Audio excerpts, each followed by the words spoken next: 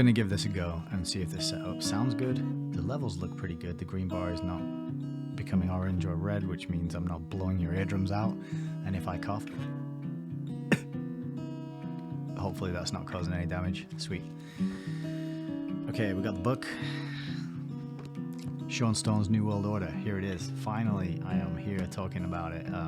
It's been far too long. I've been messing with moving home, building shelves, installing webcams, microphones, pressing buttons and figuring out settings and making it all sound good and look sexy.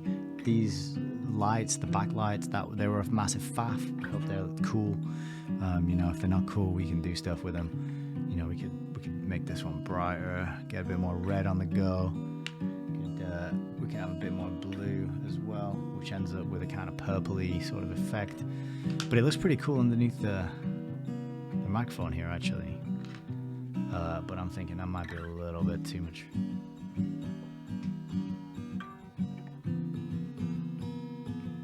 Or maybe not enough blue, I don't know. But anyway, here we are. We're here, and thank you for joining me. My name is Nick. This is HEYS Reviews. And as always, if somebody shared this video with you, it's because they care about you and they want you to learn. And why do we learn? Well, we learn so that we can have a better understanding of what's going on in the world, our place in it, and how to achieve and the things we want to achieve and how to move forward and how we ended up here. I think these days there's a lot of confusion. There's many things going on in the world. There's a lot of distractions. There's a lot of noise. I've just realized that I've been talking very quickly since I hit the record button. So I'm going to slow things down a bit. But in this day and age, there is so much chaos out there. So many people are confused. They don't know if they're coming or going, which way is up, which way is down, what happened in the past, what's going to happen in the future. There's uncertainty, there's fear. And it's not a good state for humanity to be living in. So we learn. We learn about the past. We learn about why things happened. We learn about who were the key players in bringing us to this point in history. And with that learning, we are better equipped to make decisions, to have interactions with other people, to cooperate with them, and to move forward in life. So that's the goal of this channel and these videos. And so, as I said, if anyone shared this video with you, it's because they care about you and they want to help you learn, and they think that maybe this video will be an easy way for you to learn. With that said, thank you for being here. Today's book review, we're going to be talking about Sean Stone's New World Order. I did another video, my last video, which was reading from the foreword of this book, which was written by Richard Grove. That's pretty cool. I read about maybe a quarter of the foreword. He does an excellent intro to the book, so I won't bore you too much with my own intro when there's such a good one written by Richard out there. But for the next, I don't know, half an hour, 40 minutes, hour, we're going to go through the book. I'll tell you a little bit about what I learned. I'll read you some quotes. And the idea is that you can absorb this information, spend the time with me, and then you'll be better informed as to whether or not you want to buy a copy yourself and add it to your collection, or maybe you just want to give it a miss and go focus on learning something else. That's fine too. So thank you for being here. Sincere, deep appreciation and gratitude from me to you for allowing me to communicate with you through this medium and this magnificent place called the internet. I'm glad you're here, and so let's settle in and let's get some learning on. So a funny story about when I first heard about this book, it was after coming across Richard Grove's work, enrolling in his Autonomy course, and at some point this book was mentioned, and I went straight to Amazon to buy myself a copy, and it was unavailable. And I thought, ooh, how interesting that a book called New World Order is unavailable on the biggest retail platform on the internet, probably top candidate for one day morphing into Skynet.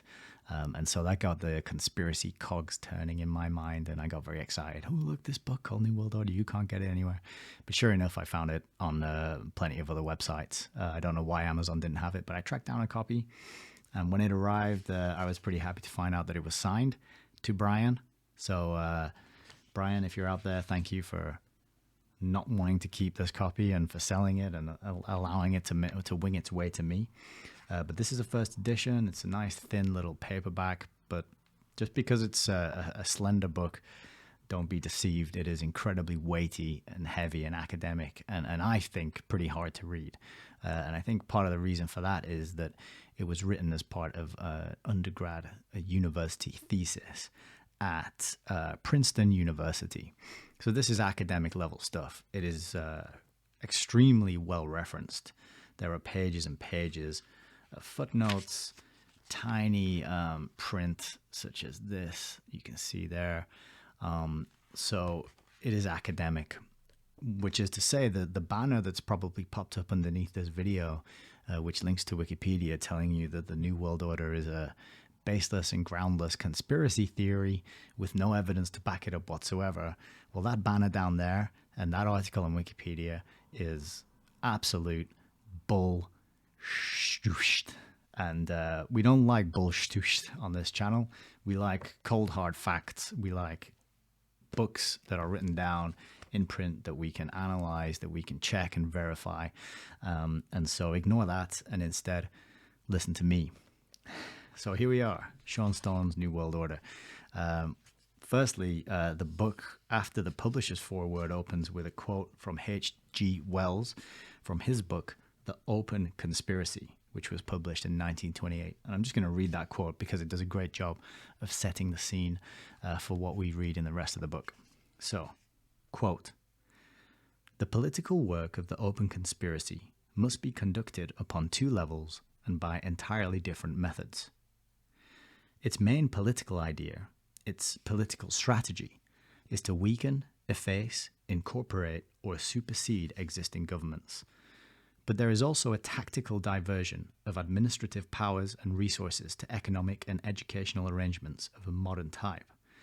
Because a country or a district is inconvenient as a division and destined to ultimate absorption in some more comprehensive and economical system of government.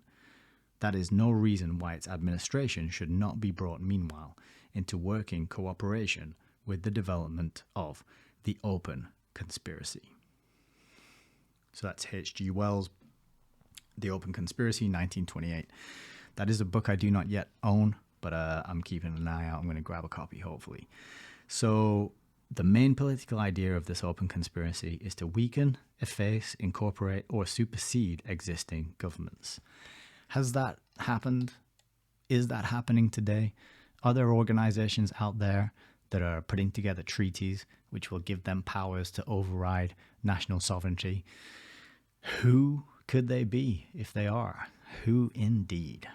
I'll let you do your own research and answer that question. But yeah, a lovely way to open the book. H.G. Wells, fascinating figure in his own right, master propagandist, and that I'm sure we'll meet him again in future videos. But for now, we're looking at Sean Stone's book. And Sean Stone, if you do not know, is the son of infamous director Oliver Stone. And he is still out there. He's on YouTube. He's doing his thing. He's producing documentaries. He's consulting. He is interviewing. And yeah, he's still working hard, trying to shine a light on the machinations of the powerful elite in this world. And he was recently interviewed on the Grand Theft World podcast, so go and check that out and have a look if you want to learn more about Sean Stone. He was also interviewed by Jay Dyer. There's an interview out there. They had a really interesting conversation. But this book now, I think, is 12 years old, something like that. He wrote it at university, and so, you know, if it's good enough to pass the rigorous standards of academic requirements at Princeton University, perhaps we should consider it when we are thinking about whether or not this thing called the New World Order actually exists. Hint, hint, spoiler alert, it actually exists. And so this is a history book, first and foremost. And in previous reviews on this channel, I've talked about Lord Milner's Second War. I've talked about the Hidden History book.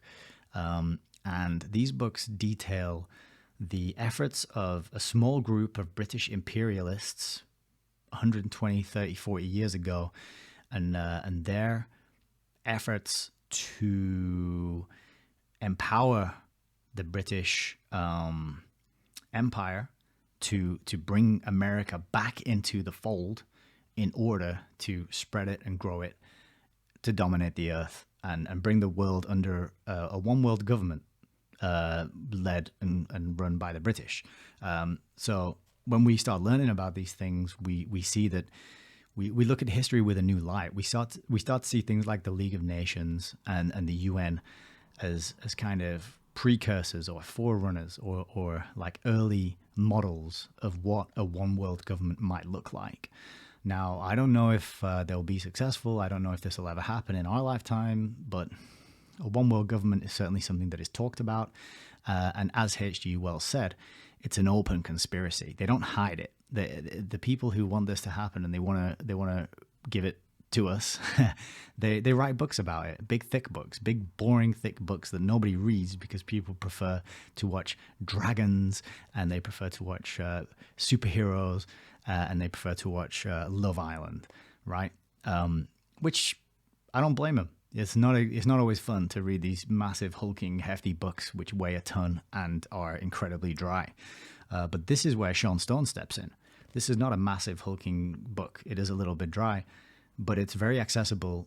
You can plow through it and read this very quickly, and it's an excellent kind of primer to the topic.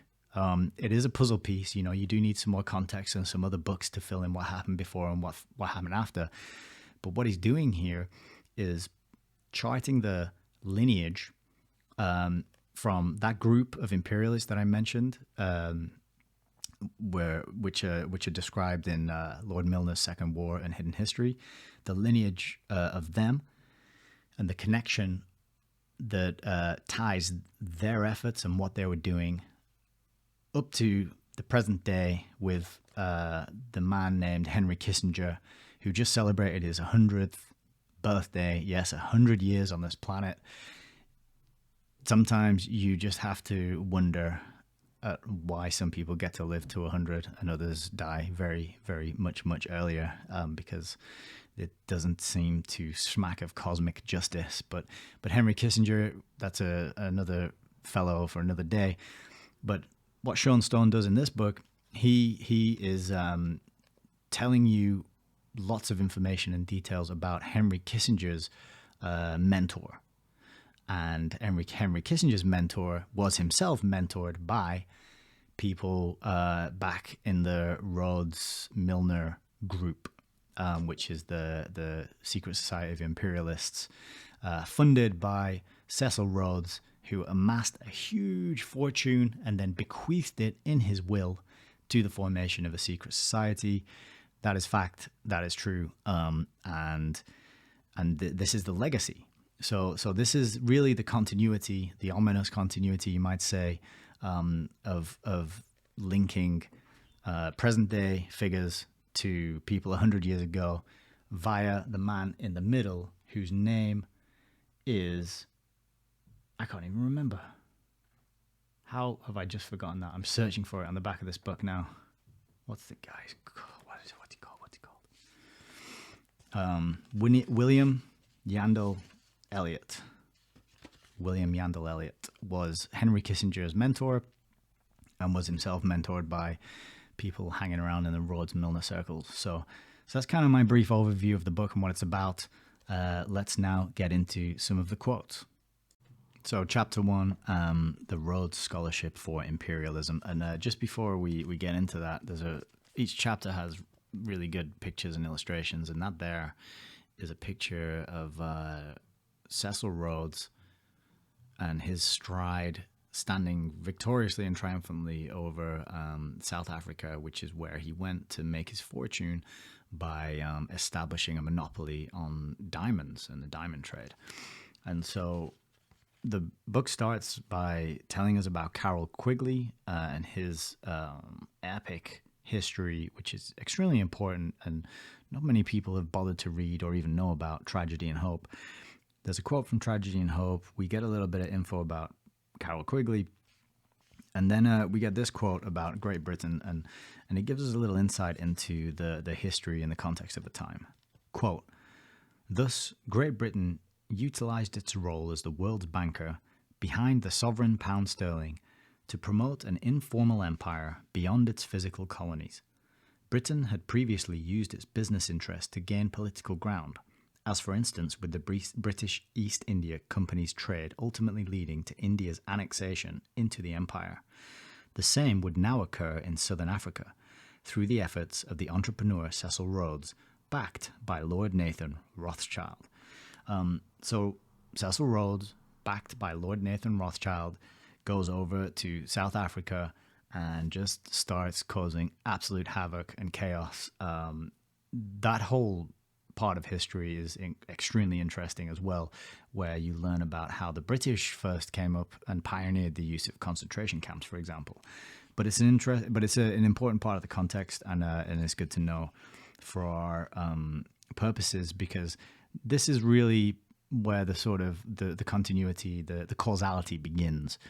What's happening today, what's being done to us today, can be traced back to these events through the Rhodes Scholarship, as mentioned in the title of this chapter, which I have a bunch of books on Rhodes and the Rhodes Scholarships. But if you look up who has been granted Rhodes Scholarships, you can see that they're in lots of positions of power and influence today. But also it's interesting to see mentioned Lord Nathan Rothschild. Of course, the Rothschilds are the original banksters, is what I like to call them. And so we'll just jump over to another page here to get a little more info on the context. This is page 65. And here we learn a little bit about Churchill. So, quote, Churchill and his British counterparts, like Elliott and his Anglophile collaborators, were imitating the ideology of Cecil Rhodes, whose various wills were essentially inspired by the same idea, according to Rhodes's principal trustee from 1925 to 39, Lord Lothian, for, quote, the extension and stabilization of civilization throughout the world on the basis of the political ideals embodied in the British and American constitutions, unquote.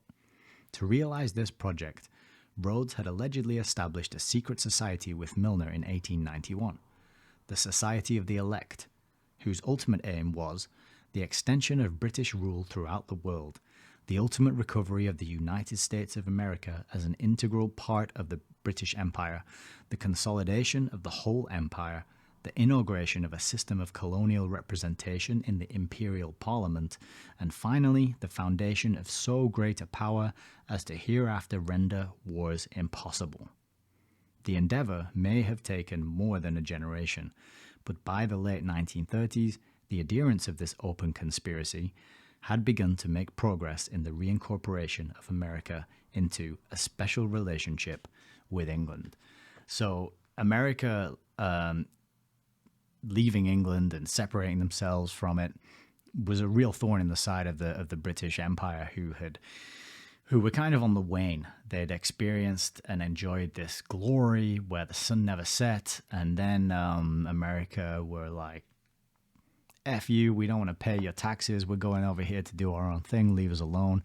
And these people, they're kind of like raging nationalists. They believe that the British are superior, that the political systems and the way of thinking, philosophy, the view of life, all these things were the best, and they needed to be spread forcefully. Ideas so good, they have to be mandatory.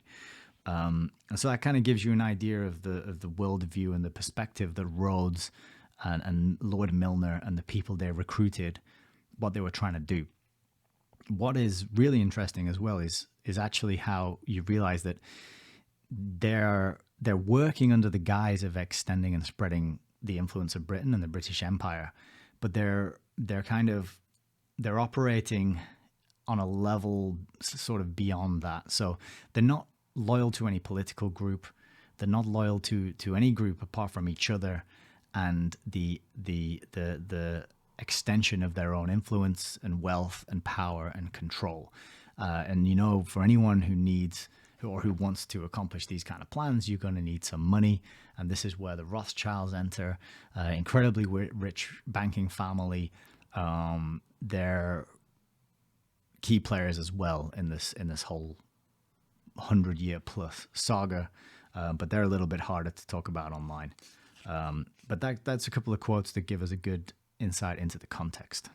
We get another good insight into the context on page 70, where Sean writes, quote, "The 19th century was in fact dominated by private market forces in England, like the banking and merchant interests of the East India Company, whose policies of free trade justified 2 opium wars with China, using government force to open China's markets to British trade, including the forced legalization of opium. On the other hand, the geographic grasp for natural resources by the European imperialists came to a head during the 1880s in the scramble for Africa, though it had been private companies like Rhodes's British South Africa Company that had spearheaded Britain's move into Africa and precipitated wars in South Africa to secure its hold." So this is a real good insight into what is going on, how these people are thinking. And Cecil Rhodes is really working day in, day out with this laser-like focus on achieving what he wants to achieve.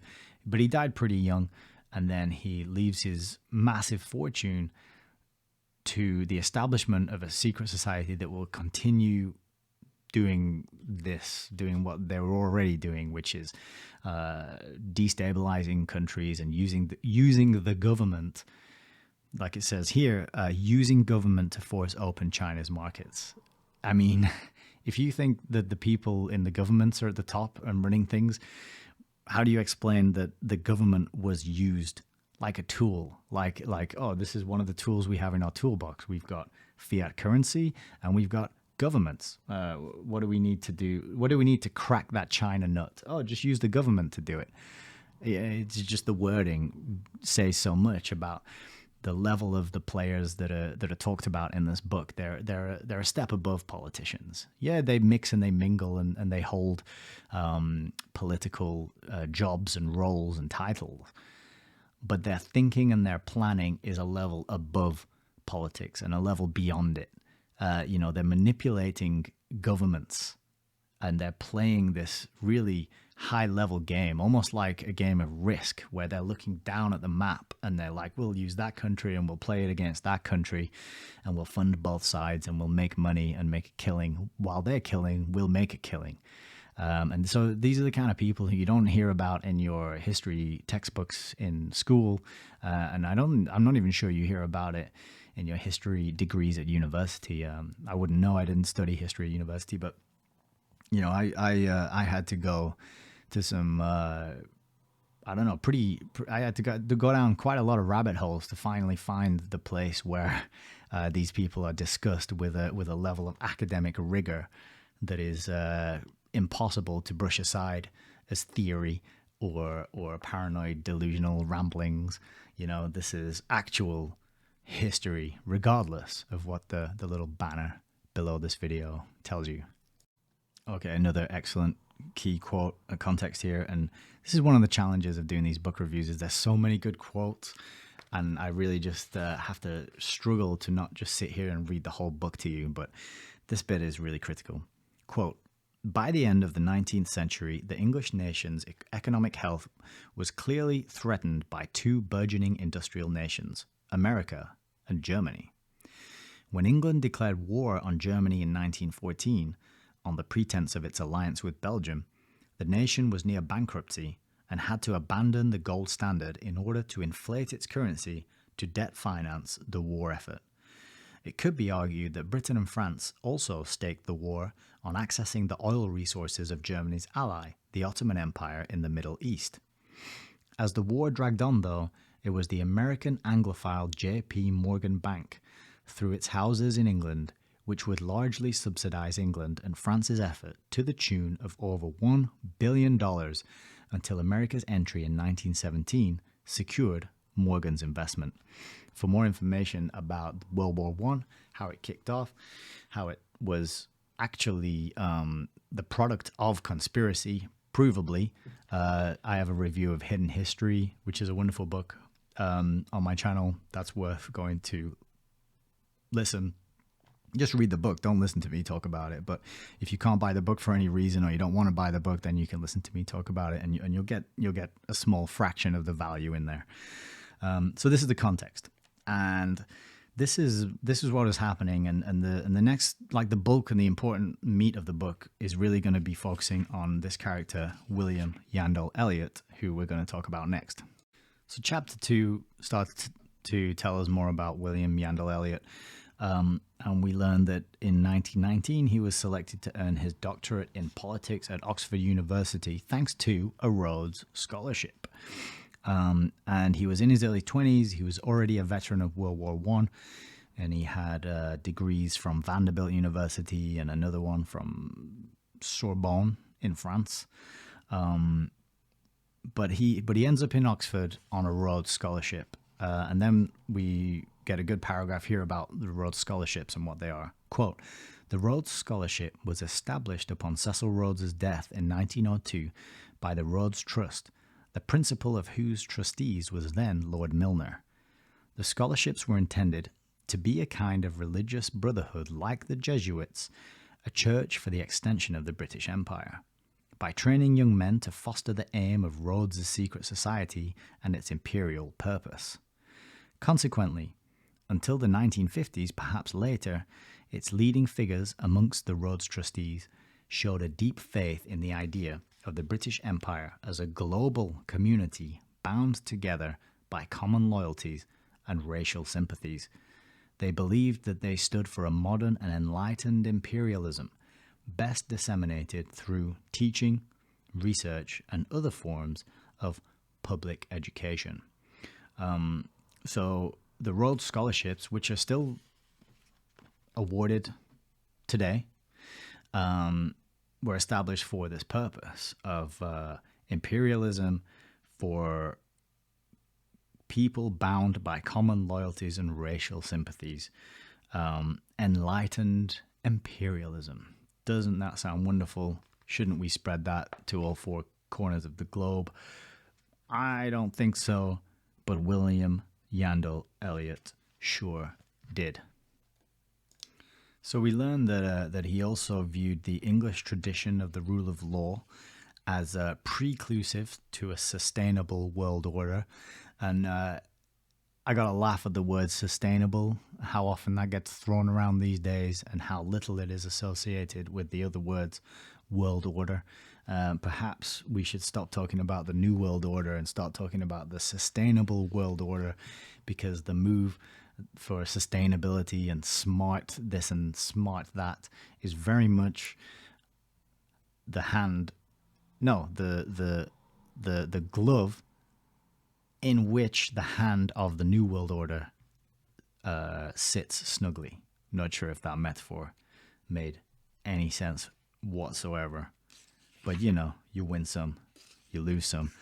But William Yandel Elliott, he's teaching and he's grooming his proteges, Henry Kissinger, and they want to keep the English tradition of the rule of law.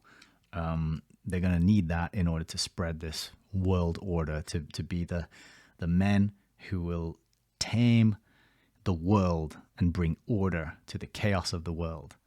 It's wonderful. It's so ambitious. It's such a grand thing to believe in, to try and do. And yet it's also extremely unbelievably arrogant and naive and almost laughably childlike, I think. And so we learn that on page 27. And then on page 47, we learn about how Elliott, he avoids party affiliations. So like a lot of the characters in the books that I've been reviewing on this channel, they're not into the left-right game. They're not into the Pepsi Coke game. They're not into the Man United versus Man City game. I don't even know if football was a thing at that time. I think it was. Maybe it was just getting up and running. But the red-blue thing. The red, you got to be in the red team. It's like, are you gonna support the red team, or are you gonna support the blue team? That's kind of why I have both colors on in the background, because two sides of the same bird, and it's a bird of prey that's gonna eat you. That's another spoiler alert. I'm really gonna have to start putting warnings on these videos. But he's not affiliated with any party. It says, quote, Elliott himself avoided party affiliations. Serving on Roosevelt's Business Advisory Committee and War Production Board, Truman's Office of Civilian Requirements, Eisenhower's National Security Council, an Office of Defense Mobilization, and as a special consultant to Kennedy's Secretary of State, Dean Rusk. What Elliott was arguing for American government had previously been espoused by the Round Table Group founder, Lord Alfred Milner, whose own distaste for party politics had led him to advocate the managerial revolution in Britain in the early 20th century, turning government personnel into managers who ran posts within government regardless of the ruling party. Of course, such a political class was said to represent the enemy of American freedom in the form of the Soviet Politburo, which ruled the country autocratically. So this is what it's all about, and this is what's often referred to as deep state. It's these characters, Henry Kissinger, Anthony Fauci in America. I can't think of good examples here in Britain. No, sorry. But it's these people who, they're always there, no matter which party gets in, no matter whether the Pepsi party or the Coke party gets in, their advisors, they have a group of people around them that are always in, and they're always advising, and they're probably Rhodes scholars, and they are probably very much interested in establishing the sustainable world order. We move on. Page 71, Sean Stone tells us that our friend Elliott joins the Council on Foreign Relations. Again, this is another non-party affiliated group that wields an inordinate amount of influence over politics. So he joins them. And then we also learn that on page 79, Sean Stone tells us that Elliott proposes global control of resources. So page 79, Sean tells us, and we read about Elliott and his proposal for world control of resources. Quote, Elliott saw in this an opportunity for America and England to finally establish a joint international holding company on raw materials. He proposed that loans to England's Commonwealth be granted on the condition that the recipient country's raw materials be pooled to set up for the first time in history a really sensible international control of the world's major raw materials, with a view to their proper development from the point of view of long-run conservation and planned production. This proposal demonstrated Elliott's hope for a supranational control of resources under a socialistic project for planning and distribution. So that is good evidence to provide people such as Wikipedia and YouTube who tell you there's no evidence for a sustainable new world order. Socialistic control of the world's resources. How would you do this? You would have to do it. You would have to centralize it, and this is one world government written all over it. And it makes you ask the question: is there anybody out there who is pushing this kind of thing? Anybody out there who is pushing sustainable? I don't know what development, maybe sustainable development goals, maybe environmental, sustainable governance.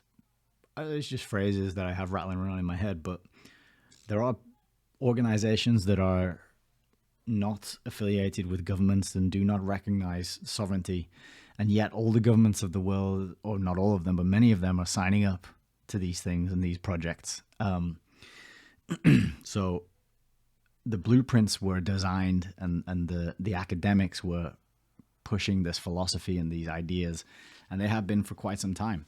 And if you are granted a Rhodes Scholarship and you go to Oxford to study, these are the kind of ideas that you're going to be learning about.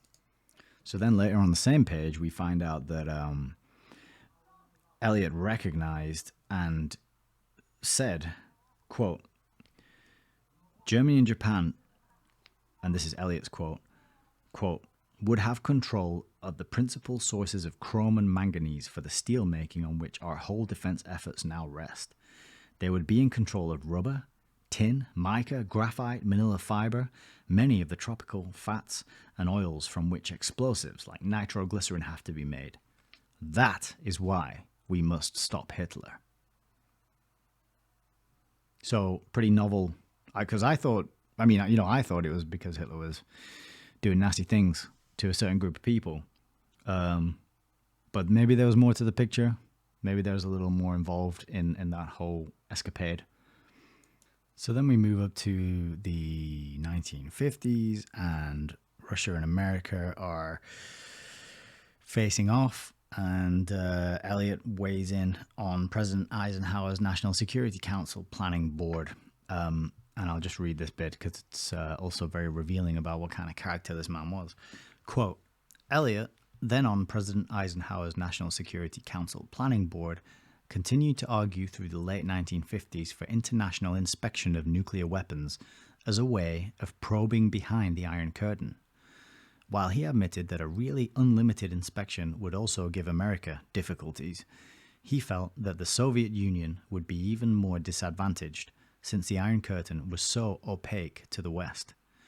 As the threat of total destruction mounted through the 1950s with the development of thousands of nuclear missiles, along with the new intercontinental ballistic missiles which could dispatch the nukes directly between Russia and America, Russia proposed a moratorium on further nuclear testing in 1958.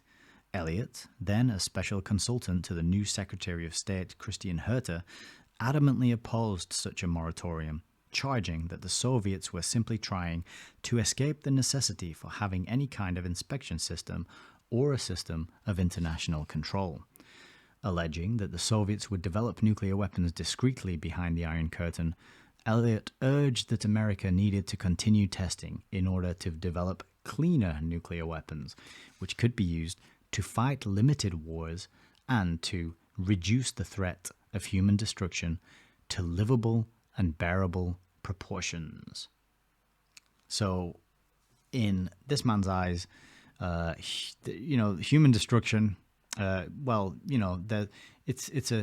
on a scale, and there are livable and bearable amounts of human destruction, and that's what we should aim for.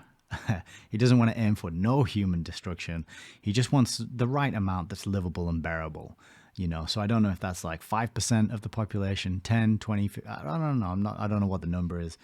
We don't get a number in this quote, unfortunately. But that's what he's advocating.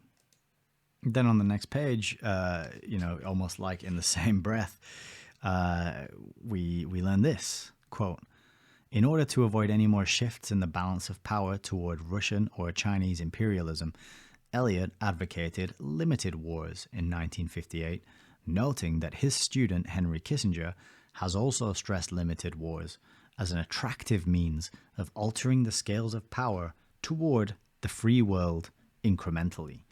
So, as I mentioned earlier in this video, there's a toolbox, and governments are in there, and fiat currencies, banking, usury, money lending are in there. And this is another one that's in there. War is in the toolbox for these people. War is something that they can use strategically in order to advance their agenda and their plans and their goals, hatched up and inherited down this lineage that Sean Stone is trying to elucidate and shine a light on for you here. But limited wars as an attractive means of altering the scales of power. So those guys over there, they're getting a bit too advanced and developed, and their economy is looking robust and healthy, and they are growing and developing. We need to knock them down a couple of pegs, because they might start thinking that they can set up a sustainable new world order, and we can't be having that, because obviously the British is superior, and we have to be the ones setting up our sustainable new world order. So just funny, the concepts to these people. Limited wars, that's kind of as long as we keep it the human destruction to livable and bearable proportions, then limited wars are all good. Page 98, we start to hear about some of the kinds of characters and families that Elliott likes to hang out with. Top of page 99, quote, having worked with the private Mellon, Richardson, Rockefeller, and Ford foundations, as well as the Rhodes Trust, Elliott indubitably understood the necessity of private funds in strategically organizing and influencing policies without having to negotiate with government bureaucracy and oversight. A bit further down the page, yet, with the US government's congressional subcommittees scrutinizing allocations toward educational purposes, Elliott proposed a non-governmental organization, NGO, be established with university and business representation as well as government representation. It would have on its board of directors representatives of the large foundations that are engaged in international development, i.e., Ford Foundation's Education and World Affairs Foundation. Such an NGO would be supplemented by an International Advisory Economic Council under the aegis, say, of the International Bank. Out of this educational process, the leaders of the Third World would be expected to adopt democratic institutions and become responsible to their peoples, rather than being agents of Soviet imperialism. Wonderful. Again and again, when you start to really dive into the evidence and the academic work that's written on how the world has been run over the last 100+ years, you see these names, the Rockefellers, you see these foundations, you see these trusts, you see these NGOs, and you realize that these are all, again, tools in the toolbox of the globalist, predatory elite class of people who are really trying to run the show. You know, they've got two fists full of puppet strings, and they think they're running the show, and they're trying to run the show, and you know, there's a lot of people that they are influencing and controlling, but again and again, it's unaccountable, unelected, powerful, moneyed interests, to use a popular phrase, who end up to be behind a lot of these things, and you have to really get out of print, hard to find, rare books to get a full grasp of the evidence that actually exists that this is happening. And on the page before, we also learned that Elliott is really he's engaged in a lot of propaganda work. So he's working with the CIA. He is teaching at Harvard, and he's carrying out a lot of his propaganda work through the private foundations, Ford, Mellon, Rockefeller, Richardson. Quote, in a 1955 letter to Frank Barnett at the Richardson Foundation, Elliott admitted working with the Central Intelligence Agency and with Nelson Rockefeller in this general area of development of experience in dealing with communism. It would seem that Elliott was working within the realm of the Congress on Cultural Freedom's attempts using CIA financing to build up the reputation of artists in the West whose work could in some way be viewed as supportive or at least uncritical of American foreign policy and free trade, and to show Western Europe as somewhere where the arts were both supported and allowed to flourish uninhibited by the ruling elite. The CIA conducted financing through private foundations like that of the Rockefeller. Yeah, so even art and musicians and any kind of art that you can think of, novels, plays, even this is part of the toolbox. Even this is something that they can pull out and they can fund and they can amplify and enhance the work of certain people, and they can, shadow ban and not give grants and funding to people who, you know, maybe sing a different tune or sing from a different hymn sheet or sing a totally different musical tonality altogether. So that's another tool in the toolbox that you have to be aware of, and you have to be able to discern when you're seeing the genuine stuff from the stuff that has been funded for reasons that are not acknowledged or shown or explained to you. Quite fittingly, and as you might expect, there are some real humdingers on page 101. If you're not sure why that number is significant, then you want to look up the Room 101, and the place where you'll find that is in George Orwell's book 1984. But on page 101 of Sustainable New World Order by Sean Stone, we learn, quote, The clubby nature of academic institutions also lent them to infiltration by government intelligence agencies. Elliott was a CIA officer, furnished with an office at the CIA since at least 1945, and a consultant to Frank Wisner, then the deputy director.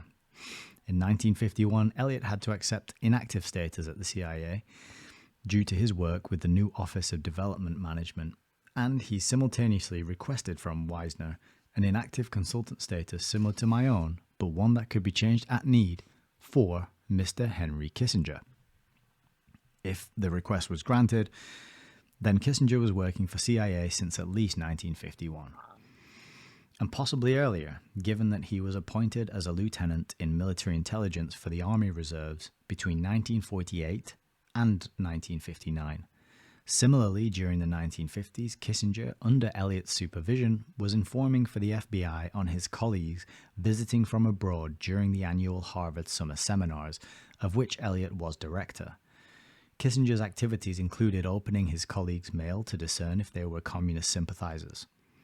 As for Elliott, though on inactive status, he continued to pass on information to his contacts in the CIA, particularly to Deputy Director Robert Armory Jr., after 1953. CIA and so they're working for the CIA and they're informing and helping out the FBI. So what? These are the good guys, right? You've seen so many spy films. You've seen the X-Files, the FBI, CIA. They're out fighting the bad guys. They're helping us. That's the film. That's Hollywood. That is the childlike version of the FBI and the CIA that is spoon-fed to you while with a side of popcorn and Pepsi that you get to influence your understanding of what these organizations are and what they do. So you don't look into it. So you just assume that they're out there doing good things, when in actual fact, I have books on my shelves over here from exposés by Ronald Kessler. So exposés of both the FBI and the CIA. There's massive amounts of literature out there about all the shady stuff that the CIA gets up to. And these guys are working for them. And they're spying on people and they're opening letters. And this is Elliott and this is Henry Kissinger. And they are up to no good. So page 103, we learn about Elliott and his activity as a member of the Council on Foreign Relations. Quote, as a member of the Council on Foreign Relations between 1934 and 1942, Elliott would have known that the CFR was already developing localized discussion groups of international policies. Elliott's roundtable was certainly no more egalitarian than the elite CFR group, for his roundtable conception also excluded the common man, preferring the leading citizens like Supreme Court justices, university deans and chancellors, presidents of societies, etc., who could then influence their own circles based on their shared ideas. The main difference from the CFR, then, was that Elliott's roundtable was not only interested in international affairs, but all aspects of social life. You see, this is quite revelatory of how it works. It circles and circles and circles and circles and circles. Very small core of people in the very center, and they influence the circle of people around them, who influence the circle of people around them, out and out and out. So it's kind of like dropping a stone in a pond and the ripples go out from the center.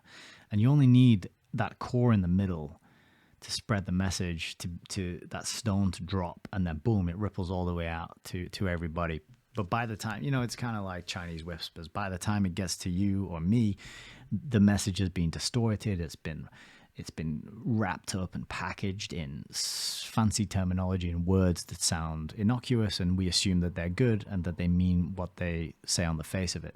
But that's not always true. And here you can see they're excluding the common man. The common man is too stupid to understand these things. They're not worth inviting into these discussions. We'll just tell the people they respect, and they will unquestionably go along. Well, if the mayor says it's a good thing to do, we'll go along with it. Or if the dean of the university says it's a good thing, then we'll believe it. And that way, you've just influenced all the students, and you've just influenced all the people who show up to the local council meetings in town. It's very revelatory of how things work and how a small group of people can wield enormous influence over massive, large groups of people. And this also works alongside tabloid newspapers and other instruments of propaganda that are used to divide and confuse people. So that very few people ever become aware of this kind of lineage and this kind of information and continuity of plan that spans 100 years plus because they're too busy arguing about Coke and Pepsi. So I hope that's given you a good insight into this man, William Yandel Elliott, and his place in that continuity that I've been mentioning throughout the video. There's another sort of topic that I think this book hits on really well, which is what are the different aspects of the New World Order itself? The sustainable New World Order. What are the different things they're trying to achieve? And there's a number of references and page numbers that deal with this. But for example, on page 59, there's the idea that universal peace must be built on global governance. So there's no way for disparate people to get along. It's not like you can just, I don't know, take a plane to China and get off the plane and walk around there and just get on with the people who are there, even though their culture is totally different and their language is totally different. There's no way the disparate people can get on with each other. It just doesn't happen. It's not like I could go and live in Southeast Asia for 6 years and have a wonderful time and make lots of friends and even meet my wife there. That couldn't happen because we need global governance to make sure that people from different places get along with each other. So that's a key part of what they're pushing. Another part of it, which is on the same page, 59, is the idea that all humans must feel responsible to all other humans. And this idea, in a word, is collectivism.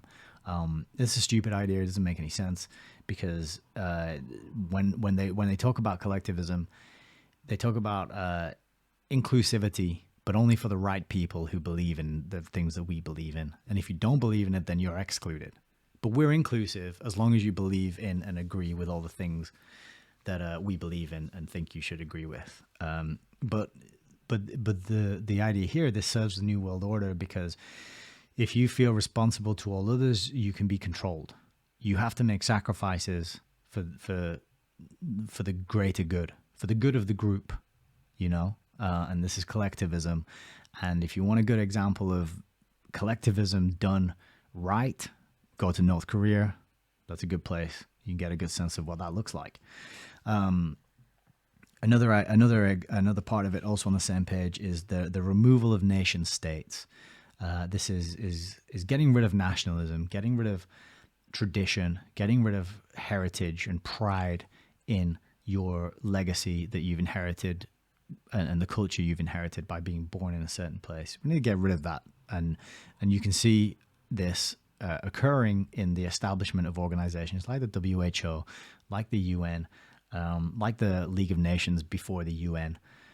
These are unelected, yet they influence and impact people in countries where I don't even know who. I didn't have any say in any of this. And yet they want to establish themselves as authorities over the sovereign nation states. So they need to get rid of nation states because nationalism, that's pretty fiery. That gets people going. That's something that people will fight for and they'll want to defend it. They'll want to pass it on to their offspring. That needs to go. We got to get rid of that if we're going to establish a sustainable New World Order. What else have we got? Page 60, we need to make democracy the highest religion. The highest religion, democracy. And a lot of people don't realize that democracy, what a lot of people don't realize that they are religious. They'll tell you that they're atheist and that they believe in science. And they don't realize that all human beings are religious. And how do you know that? Is because the thing that all human beings have something that they put at the top as the most important thing. And that might be God, if you're, religious in a traditional sense, but it might not be God. It might be something else. It might be science, for example. And if you put science above all other things and you believe in science and you trust the science, then that is a religion. Unless you can understand the data and the scientific method as it applies to that thing, and you can explain it and apply it and use it and prove it, which I don't think most people can. They just say, trust the science, believe in the science. I believe in science. I believe in science. Like, okay, but isn't the scientific method the process where you can prove things exist or not, or you can prove they're true or not? So why do you need to believe? Belief should be out of the picture, right? Anyway, I'm just rambling, but they want to put democracy as the first and foremost thing, so that you will agree to your taxpayer money being spent to spread democracy and to look down on countries that aren't democratic. And so democracy must be the highest religion, and then we can be proud of our democracy, and we can have such a strong sense of belief that we need to spread it. And we need, you know what we need? We need a global democracy. We need to spread democracy, and everyone in the world needs to have democracy, and we can have a nice global democracy, and that will be the beginning of the sustainable new world order. So democracy has to be the highest religion. Again, we need to overcome the nation states. And then we got a couple of pages on how corporate power supersedes nation state. And this is pretty important. I'm going to see if I can find a good quote for this one.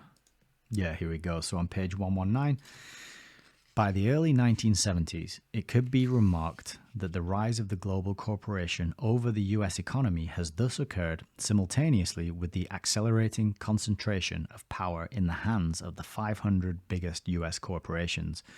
Virtually all of these corporations are global in the location of their assets, the source of their profits, and their production and marketing outlook.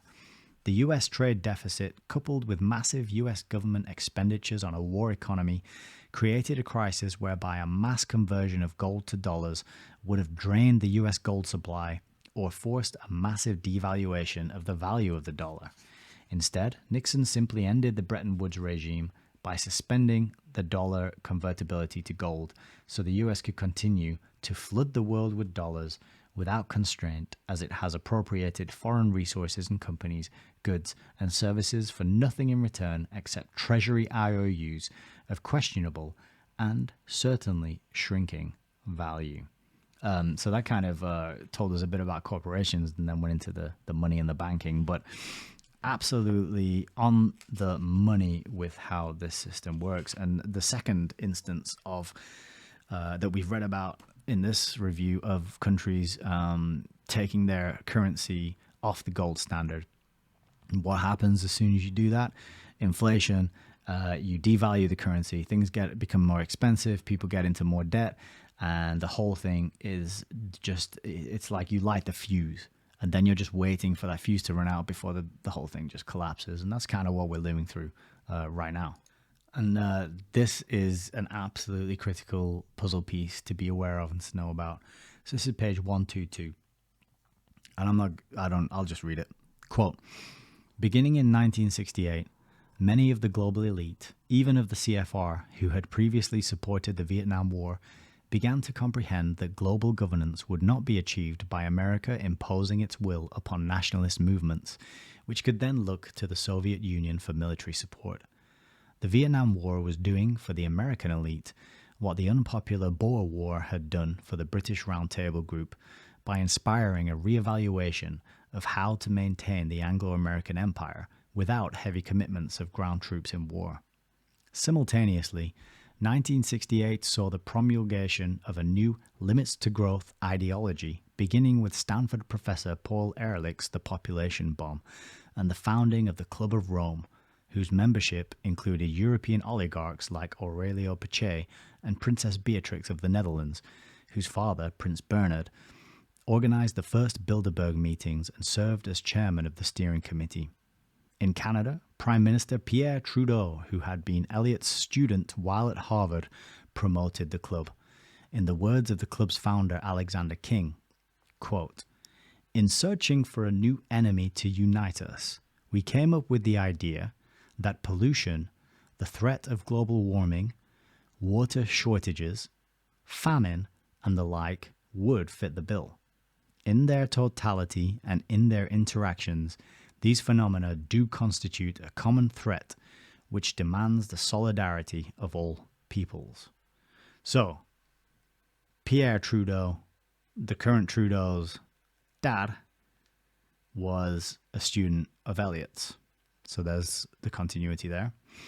And then second, how do we get everyone to buy onto this new world order? Let's call it sustainable, and let's convince everybody that we need to do it because we need a new enemy to unite everyone on the world, everyone on earth. We need to unite them with an enemy, and that enemy is pollution, water shortages, famine, and global warming. Just incredibly revelatory. And this plan was hatched in 1968. And just so many important groups to be aware of. Club of Rome, so many writers and books. Paul Ehrlich's The Population Bomb is a very famous book, predicting catastrophic outcomes, none of which ever came to pass, and which never will. And then also highlighting to us that continuity of how the Lord Milner and the Cecil Rhodes group, they set up the Rhodes Scholarships. The Rhodes Scholarship is awarded to Elliott. He goes there, he does his little thing, he brings it back, and then he mentors Henry Kissinger and also Prime Minister Pierre Trudeau, who sends his wife on holiday to Cuba, and when she gets back, they have little Justin, and he is now doing what he is doing, and you cannot help but think that there must be some influence over his behavior and his actions in office, and that some of what we've just been talking about now accounts for why he is doing the things he's doing. I think I'm going to leave it there. I think this one's a little bit shorter than usual, but hopefully I've given you an insight into the Sustainable New World Order by Sean Stone. It's great. I mean, I really had a good time going back and revisiting my quotes and the things I highlighted there. I think I'll read it again at some point because, as I mentioned, I found it pretty hard. It's academic. It's dense. Every sentence is an information hand grenade. And it's sweeping. You know, it's that sweeping geopolitical view. I focused on the man and his quotes and the things he said, but there's a lot of geopolitics in here, which I'm not so good at. I'm not so knowledgeable about, but I'm glad I've got it in my collection. I'm grateful to Sean for putting the effort and the time in to write this book. I'm grateful for Richard Grove for putting the foreword together and amassing a nice little book of resources. A list of resources, and I'll just, I'll hold that up, and you can pause the video now if you want to get a screenshot of these books that Richard recommends, which will help you flesh out your understanding of the things we've been talking about today. That is it from me. Thank you very much for joining me on this journey for this episode of HEYS Reviews. Keep an eye out for the next episode where I will be talking about Tragedy and Hope 101. I'm not ready to do Tragedy and Hope itself. That's if you don't know, that book is 1,400 pages. Joseph Plummer has very kindly and heroically gone in and read the 1,400 pages and boiled it down miraculously to a mere 200. And I've been through this and I've made some notes, and this is the one I'm going to talk about next. So keep an eye out for that. That video will be dropping at some point in the future. But for now, much love, much care and kindness and encouragement. Keep on keeping on, and I'll see you next time. Thank you.